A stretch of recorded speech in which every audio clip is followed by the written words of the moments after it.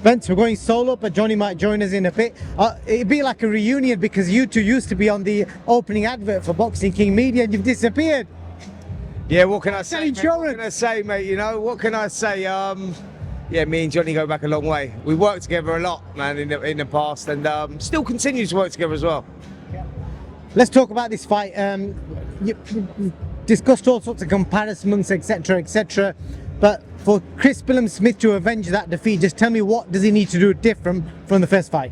Just take him into a dogfight. I think that Chris Smith's proven at that. You know, he can weather a storm, he can bite down on his gum shield, and when things are not going his way, he can turn it around. And that's a champion's mindset to be able to do that. That's a quality that not a lot of fighters have got, and that we've not seen from Riakporhe yet, because when things are not going his way, can he turn it around? Can he bite down his gum shield? Because he might have to go soul searching himself, Richard Riakporhe, here, because Chris Smith knows what he's coming into. He knows he's going into the Lion's Den. He knows all that. You know, we've seen him in the past against the Coley, where he's had to pull himself through some sticky moments. We saw it against Masternak last time out, where he had to pull himself through for some sticky moments. But he's great at doing that, and that's why you got to give the champion a real shot there. But you know, for Richard Riakporhe, I think he's developed really well since the last fight. 7 fights unbeaten, got himself into that mandatory position.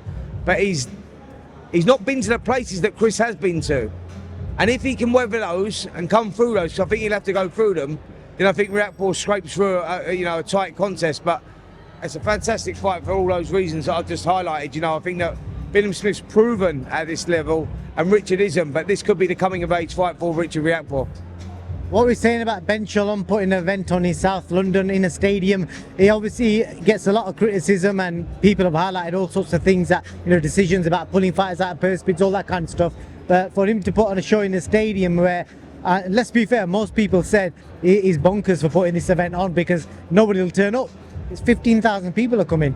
Yeah, listen, and people are still buying tickets as well. So, like, yeah, it's going to be a near sellout in there, you know, for a fight where you say, like, don't know what the weather's going to be like. You know, we're at that stage where you don't know what the weather's going to be like. But I think it was, you know, Ben's vision to always do that. We've had Richard Riakporhe down at the Vitality Stadium. It's now, Chris Bilham Smith at the Vitality Stadium. It's now Richard Riakporhe's chance, you know, here at Crystal Palace.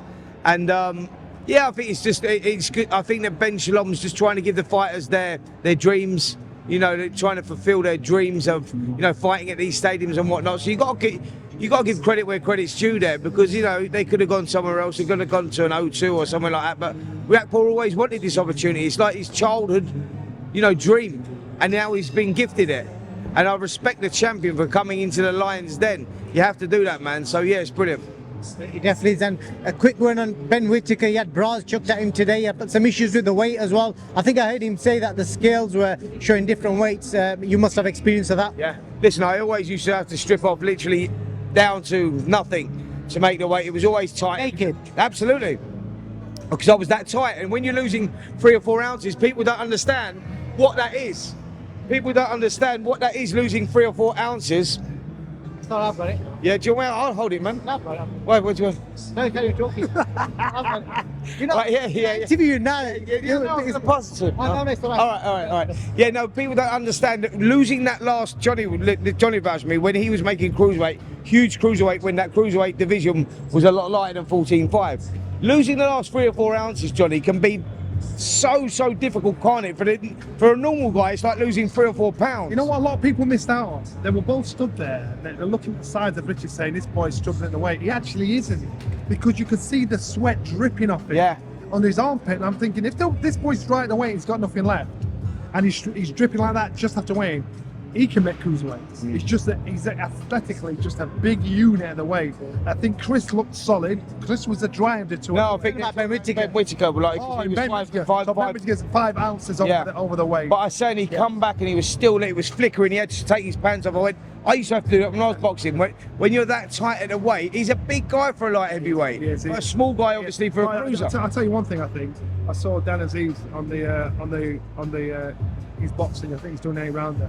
I can see Ben and Dan fighting each other.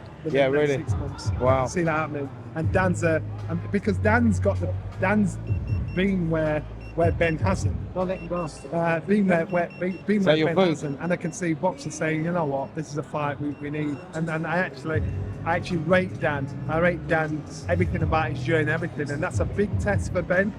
But also, it's a dangerous fight for Dan. What food have you got?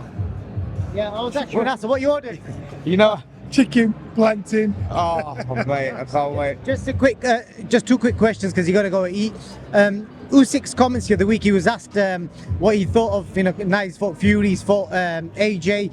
They asked for his comparison, and he said that he compared AJ to still water, he compared Fury to sparkling water, and then he also said Chisora was the biggest puncher he fought. Your views on them? What do you think he means when he's saying that? Right, so when he said Chisora was the biggest puncher, that was his first fight really up at heavyweight, wasn't it, against Chisora? So he feel the strength of a heavyweight and the punch power of the heavyweight. He wasn't as big then as what he is now. So when you get bigger, your punch resistance, or you get more punch resistance. That's probably why he says Chisora's the biggest puncher, because he was really a cruiserweight still then. And he probably got hit more against Chisora. Yeah, he did. Because like it or not, AJ's correct. So unorthodox fighters like Usyk love orthodox fighters. It's actually easier. So that's why AJ's Stillwater. That's why he said AJ's Stillwater. Because an unorthodox fighter, I know if you're an unorthodox fighter, the more orthodox they are, the easier they are to beat. In regards to sparkling water, when he referred to Tyson Fury, sparkling water, and he can do it, but he can't do it as well. He's unorthodox about what he can do it, but not as well. And he's got away with it because he's been fighting Stillwater everywhere else. In regards to Derek Chisora, I just think Derek Chisora was probably the one that was the most unorthodox out of all of them, because he was heavy-handed, so he couldn't read him, and that's why he's getting clipped. So they can all bang hard, but you know what? It's a great assessment of it. Yeah. And I'm quite sure he'll have commented on Fury's drunken debacle, and I'm talking as an ex-professional sportsman. I didn't drink, in between fights. I didn't drink. That was my life. It's a lifestyle. Tyson Fury, I saw someone who said he's not had a drink for a year. That's bullshit. He has. I know he has.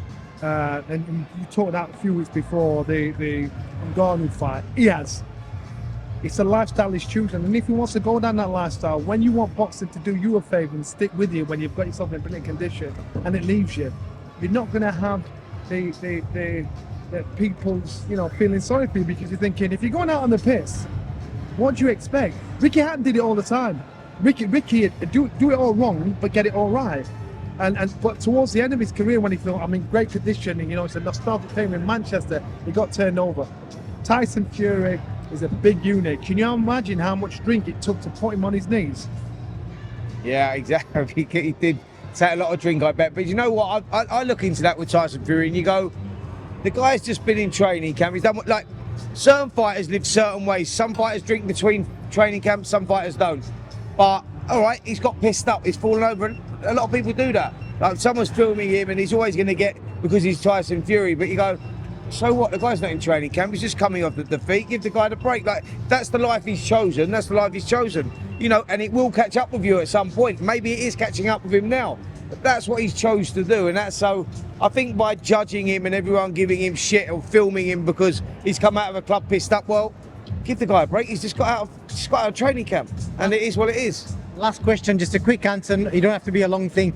Johnny said the other week that he doesn't believe Fury takes a rematch. He reckons he'll walk away. And he also suggested that Dominic Ingle should be the guy taking his corner. Your view on them opinions, if you guys can debate about that? I've not got an argument about Dominic Ingle, who's a great trainer, taking the corner. I haven't got an argument about that. I think that's one of the things that needs addressing. That's where the issues are, and they definitely need addressing. As for Tyson Fury not boxing on the 21st, I believe he will. I think that ego plays a part and legacy plays a part, and I think that if he wants to go down as an all-time great and be remembered as an all-time great, he has to go over old ground, and I think that his ego will make him go back in there, and that's pretty much where I'm at. And also a massive bag of money will be on the table as well. So look, I think that Fury will go in there and try and right the wrong of the last contest. I think that happens. And the reason why I say Dominic Ingle would be his best option is because he needs a coach in his corner that takes no shit. Tells him exactly how it is. We're doing this today. I want you to jump. Don't question me how high. But unfortunately, Tyson's surrounded by people that will say so much, but not enough to risk losing their job. How many times has Kell Brook gone into a fight without Dominic Ingle in his corner? And that's not because Kell Brook chose to go somewhere else, it's because he wouldn't listen. Saddam said, I ain't training you.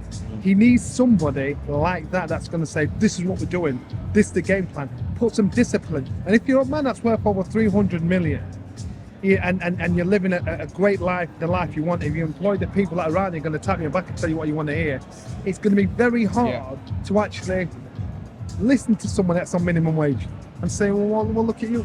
But depends on how much he wants it. Depends on how much he wants to turn it around. And if he wants to turn it around, that's what he'll do. Do you think he's got the ability to do it? Yeah, man. There you go. He's got the ability to do it, and that's why I said he'll be thinking, what more can I change? He's got to change everything.